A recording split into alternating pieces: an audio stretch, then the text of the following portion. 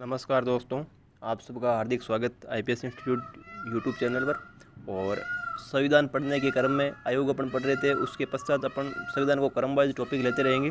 और आज अपन टॉपिक ले रहे हैं भारतीय संविधान के स्रोत, यानी कि एक टॉपिक है भारतीय संविधान के स्रोत, यानी कि भारतीय संविधान किन किन देशों से लेके और ये भारतीय संविधान बनाया गया है, तो इसके स्रोत क्या रहे हैं। इसका एक क्वेश्चन किसी भी छोटी मोटी एग्जाम में, कोई भी एग्जाम हो, एक क्वेश्चन इसका आता ही है। तो भले ही आर्मी से लेके पटवारी, ग्राम सेवक से लेके आरएस प्री, सीजीएल, एमटीएस, सब एग्जामों में इसका एक ना एक क्वेश्चन अपने को मिल ही जाता है। तो अपन इसके अंदर इसको एक बार पढ़ लेते हैं, कौन कौन से क्वेश्चन अपने इस एग्जाम में आ सकते हैं। तो अपन देखते हैं भारतीय संविधान के स्रोत में। तो ब्रिटेन से अपन ने कौन कौन सी चीज़ें ली है वो देख लेते हैं। तो आप देख पा रहे हो, पहले लिखा हुआ है संसदीय शासन। संसदीय शासन अपन ने कहाँ से लिया है? ब्रिटेन से लिया है।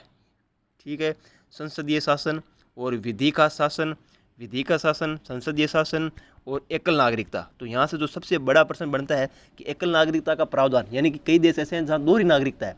तो अपने यहाँ दोहरी नागरिकता नहीं होगी, जैसे राज्य की भी अलग नागरिकता होती है और इस देश की भी अलग नागरिकता होती है, तो वैसा प्रावधान नहीं है। अपने यहाँ पर कौन सी नागरिकता है? एकल नागरिकता।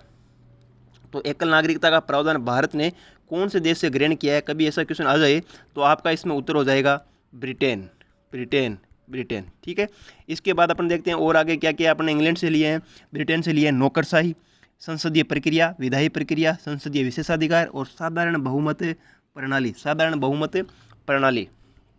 तो यहाँ से अपनों को जो मेन चीज़ ध्यान रखनी है ब्रिटेन के लिए कि एकल नागरिकता का प्रावधान अपन ने कहाँ से लिया है, संसदीय शासन की अपन ने कहाँ से लिया है, ठीक है, संसदीय प्रक्रिया अपन ने कहाँ से लिए, तो ये अपनों को ध्यान रखना है। तो इसको अपन देखो किस प्रकार याद कर सकते हैं, संसदीय शासन, संसदीय प्रक्रिया, तो ये दोनों ब्रिटेन से। विधि का शासन, विधायी प्रक्रिया, एकल नागरिकता, नौकरशाही, संसदीय विशेषाधिकार, यानी कि संसद के जो सांसद हैं उनके कुछ विशेषाधिकार होते हैं, वो भी अपन ने ब्रिटेन से लिए हैं। और साधारण बहुमत प्रणाली, ठीक है, एक विशेष बहुमत प्रणाली होती है, एक साधारण बहुमत प्रणाली होती है, तो ये अपन ने कहाँ से लिया है? ब्रिटेन से लिए। अगला प्रश्न जो अपने देखते हैं अमेरिका को लेके, अमेरिका से अपन ने कौन कौन सी चीज़ें ग्रहण की है। तो देखो सबसे इम्पोर्टेंट एक प्रस्तावना, संविधान का अपना एक भाग है प्रस्तावना। तो वो प्रस्तावना अपन ने कहाँ से ली है? ये प्रस्तावना अपन ने अमेरिका से ली है। अमेरिका के संविधान से भारत ने प्रस्तावना को ग्रहण किया है। कभी भी एग्जाम में क्वेश्चन आए प्रस्तावना भारत ने कहाँ से ग्रहण की है, तो अमेरिका से। लेकिन एक चीज़ यहाँ से अपने को जो ध्यान रखनी है वो है प्रस्तावना की भाव तथा भाषा। प्रस्तावना की भाव तथा भाषा ये अपने अमेरिका से नहीं लिए, ये हमने लिए ऑस्ट्रेलिया से। तो यहाँ पर ये चीज़ आप नोट करके चले कि प्रस्तावना तो अपन ने लिए कहाँ से? अमेरिका से। प्रस्तावना की भाव और भाषा ये अपन ने कहाँ से लिए? तो ये अपन ने लिए ऑस्ट्रेलिया से। अब देखो अमेरिका से प्रस्तावना अपन ने लिए हैं, मौलिक अधिकार भी अपन ने कहाँ से लिए हैं? अमेरिका से लिए हैं। राष्ट्रपति का निर्वाचन तथा महाभियोग, राष्ट्रपति पर निर्वाचन जो महाभियोग है ये भी अपने अमेरिका से लिए। उपराष्ट्रपति का पद, न्यायपालिका की स्वतंत्रता, न्यायिक पुनरावलोकन, लोकतंत्र और वित्तीय आपात। वित्तीय आपात जो भारतीय संविधान के अनुच्छेद 360 में है, जिसको हाल ही में लगने की संभावना है, प्रबल संभावना है इस लॉकडाउन में, इस कोरोना की महामारी में, इस वित्तीय आपात के लगने की पूरी संभावना है। और आने वाली एग्जामों में ये क्वेश्चन अपने इंपॉर्टेंट हो जाता है। तो वित्तीय आपात के प्रावधान अपन ने, जो वित्तीय प्रावधान आपात है ये अपन ने कौन से देश से ग्रहण किया है? तो ये अमेरिका से अपन ने ग्रहण किया है। तो देखो अमेरिका से कौन कौन सा प्रश्न बन सकता है? एक क्वेश्चन, प्रस्तावना भारत ने कहाँ से ग्रहण की? अमेरिका से। मौलिक अधिकार भारत ने कहाँ से ग्रहण किए? अमेरिका से। इसके बाद राष्ट्रपति का निर्वाचन तथा महाभियोग भारत ने कहाँ से ग्रहण किए? अमेरिका से। न्यायिक पुनरावलोकन, वित्तीय आपात, तो ये इस प्रकार के क्वेश्चन इसके अंदर अमेरिका में बन सकते हैं। फिर कनाडा, मजबूत केंद्र के साथ संघात्मक शासन, यानी कि केंद्र मजबूत हो, इस प्रकार का संघात्मक शासन अपन ने कहाँ से ग्रहण किया है? तो कनाडा से किया। जैसे भारतीय संविधान के आर्टिकल 1 में लिखा हुआ है, इंडिया दैट इज बार shall be union of its states, ठीक है ना। तो ये चीज़ दर्शाता है कि जो केंद्र होगा वो केंद्र मजबूत होगा, इस प्रकार का संघात्मक शासन अपन ने अपनाया है, तो ये ध्यान रखना। और अवशिष्ट विषय केंद्र को प्रदान किया जाना, जो एक अपने संविधान के अंदर 4 प्रकार के विषय हैं, जैसे संघ सूची, समूर्त सूची, राज्य सूची और इसी प्रकार के अवशिष्ट विषय। तो ये जो है ये किसके पास है? अवशिष्ट विषय केंद्र को प्रदान किया गया। राज्यपाल की नियुक्ति, तो ध्यान रखने वाली चीज़ इंपॉर्टेंट कि राज्यपाल की नियुक्ति किस प्रकार होगी, ये अपन ने कहाँ से ग्रहण किया है?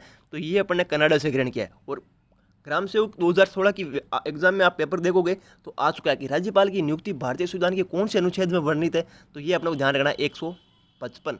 भारतीय संविधान के अनुच्छेद 155 में राज्यपाल की नियुक्ति का प्रावधान है।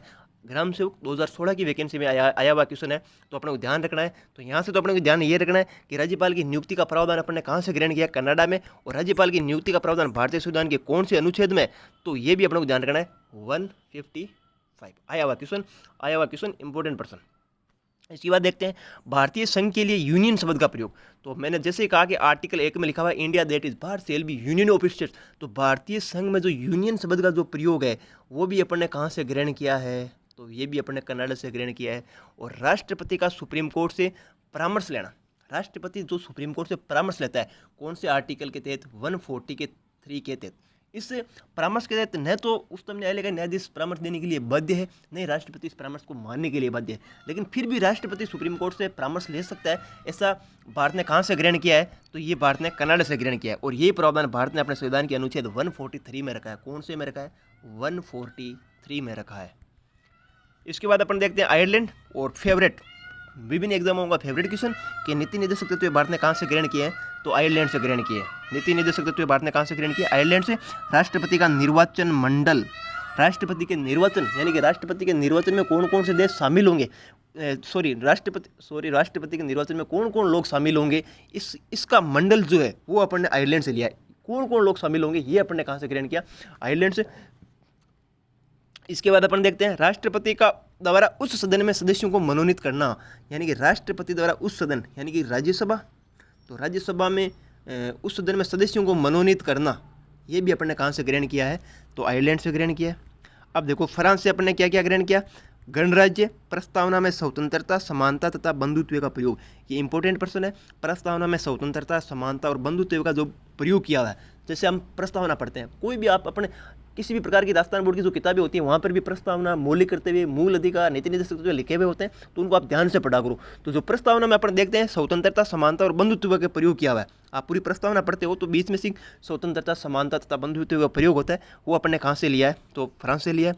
ऑस्ट्रेलिया से अपन ने क्या क्या लिया है, समवर्ती सूची, प्रस्तावना की भाव तथा भाषा और संसद की संयुक्त बैठक का प्रावधान। संसद की संयुक्त बैठक का प्रावधान, तो संसद की संयुक्त बैठक का प्रावधान भारतीय संविधान के अनुच्छेद 108 में अपन ने किया है, लेकिन ये अपने लिया कहाँ से, ऑस्ट्रेलिया से लिया। तो संसद की संयुक्त बैठक का प्रावधान अपन ने ऑस्ट्रेलिया से ग्रहण किया और भारतीय संविधान को इसको कौन से अनुच्छेद में रखा, 108। तो इसके बाद साउथ अफ्रीका से अपन ने क्या लिया, तो संविधान संशोधन की प्रक्रिया, संविधान संशोधन की जो प्रक्रिया है, संविधान संशोधन की प्रक्रिया ये अपन ने कहाँ से ली, अफ्रीका से ली है, तो ये यहाँ से ध्यान रखना। इसके बाद अपन देखते हैं जर्मनी, आपातकाल के दौरान मौलिक अधिकारों पर प्रतिबंध, आपातकाल के दौरान मौलिक अधिकारों पर प्रतिबंध, ये प्रावधान अपन ने कहाँ से ग्रहण किया है, तो ये प्रावधान अपन ने जापान से, जर्मनी से ग्रहण किया है। अब जापान से क्या लिया, विधि द्वारा स्थापित प्रक्रिया, ये अपन ने जापान से लिया है। और सोवियत संघ रूस से अपन ने क्या लिया, मूल कर्तव्य पंचवर्षीय योजना। तो सोवियत संघ रूस बड़ा इंपॉर्टेंट है। मौलिक कर्तव्य ये अपन ने कहाँ से ग्रहण किए, रूस से। और पंचवर्षीय योजना ये अपन ने कहाँ से ग्रहण किए, तो ये भी सोवियत संघ से अपन ने ग्रहण किए। तो ये अपन को ध्यान रखना है कि भारतीय संविधान के स्रोत, ये अपना एक टॉपिक कंप्लीट होता है, यानी कि कौन कौन से भारतीय संविधान के स्रोत हैं, तो उन पे अपन ने चर्चा की। एक बार आपको रिवाइज कर देता हूँ, तो विभिन्न एग्जामों में प्रश्न पूछे जाते हैं। पहला प्रश्न कि एकल नागरिकता भारतीय संविधान ने कहाँ से ग्रहण की है, एकल नागरिकता भारतीय संविधान का ने कौन से देश से ग्रहण की है, तो ये आपको ध्यान रखना होगा, ये अपने ब्रिटेन से ग्रहण किया। अमेरिका वाले में ज़्यादा पूछते हैं कि प्रस्तावना और मौलिक अधिकार, प्रस्तावना कहाँ से, अमेरिका से। प्रस्तावना की भाव तथा भाषा कहाँ से, ऑस्ट्रेलिया से। मौलिक अधिकार कहाँ से, अमेरिका से। मजबूत केंद्र के साथ संघात्मक शासन और राज्यपाल की नियुक्ति ये कहाँ से, तो ये कनाडा से। नीति निर्देशक तत्व कहाँ से, आयरलैंड से। और मूल कर्तव्य और पंचवर्षीय योजना अपन ने कहाँ से ग्रहण की, सोवियत संघ से। और समवर्ती सूची, समवर्ती सूची इंपॉर्टेंट है। और प्रस्तावना की भाव तथा भाषा और शैली और संसद की संयुक्त बैठक का प्रावधान ये अपन ने ऑस्ट्रेलिया से लिया है। और प्रस्तावना में स्वतंत्रता, समानता तथा बंधुत्व का प्रयोग ये अपन ने कहाँ से लिया, तो ये फ्रांस से लिया है। इस प्रकार के क्वेश्चन एग्जाम में पूछे जाते हैं। एक इंपॉर्टेंट टॉपिक भारतीय संविधान के स्रोत, इनको आप 2-3 बार पढ़ोगे, 2-3 बार बोलोगे तो आपको याद हो जाएगा। फिर अपन एक नए टॉपिक के साथ मिलेंगे। धन्यवाद।